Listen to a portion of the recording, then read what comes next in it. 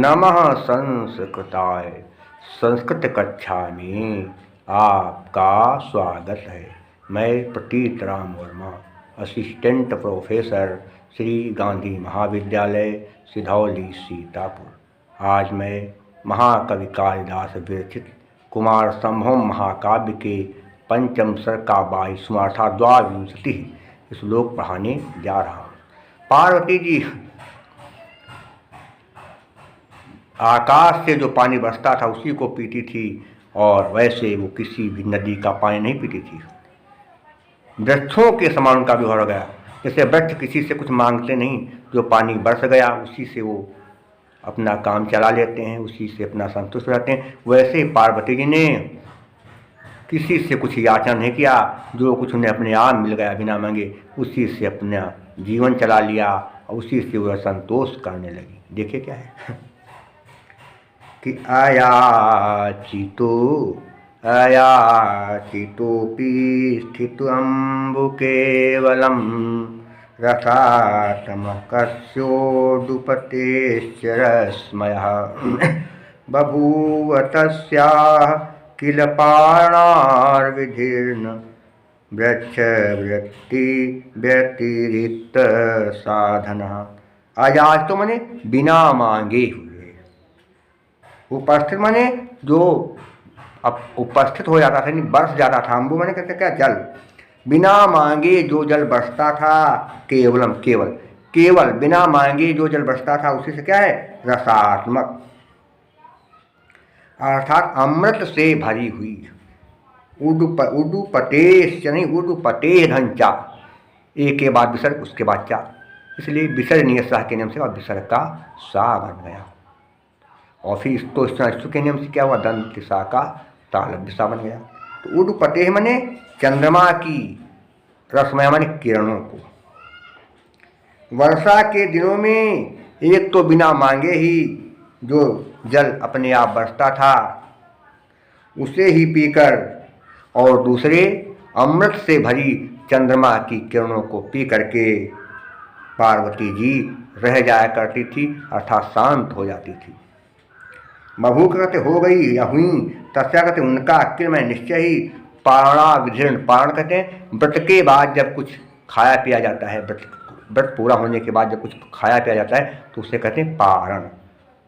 व्रत माने वृक्षों का व्यवहार, व्यतिरिक्त माने अतिरिक्त, कुछ भी अलग नहीं होता था। क्या, साधना का साधन ही रहेगा। क्या हो गया कि वर्षा के दिनों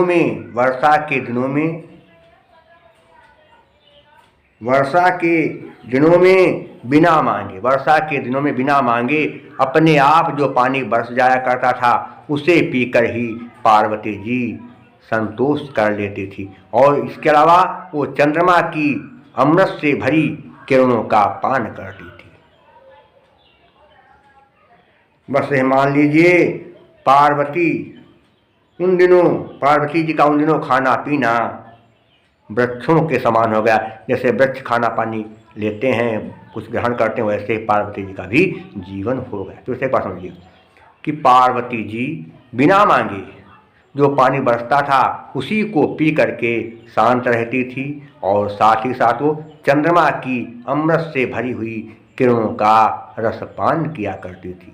जैसे वृक्षों का जीवन होता है, वृक्ष किसी से कुछ मांगते नहीं, जो कुछ उन्हें मेघ वर्षा करके जल दे देते हैं उसी से वो संतुष्ट रहते हैं। वैसे ही पार्वती जी वृक्षों के समान अपना जो है व्यवहार, अपना जीवन यापन करने लगी, अर्थात वही चीज़ सब ग्रहण करने लगी हो गए। देखिए कहाँ पर क्या होगा, रसात्मक में रस धन आत्मक, अकह सवर्णी दीर्घा।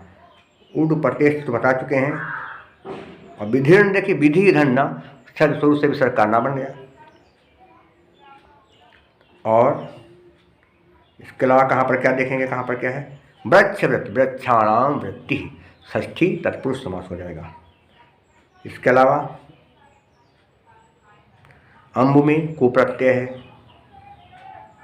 और इसके अलावा वृत्ति में कितन प्रत्यय है।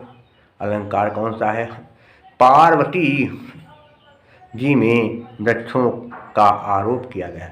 पार्वती के जीवन में वृक्षों के जीवन का आरोप किया गया, इसलिए यहाँ पर कौन सा है? रूपक अलंकार है। रूपकम तद तद रूपकम भेदो उपमानोपमेयोः। पार्वती जी का जीवन वृक्षों के समान था। क्यों? क्योंकि वो जो अपने आप पानी बरसता था उसी से अपना काम चलाती थी, इसलिए यहाँ पर काव्यलिंग भी अलंकार है, काव्यलिंग अलंकार है।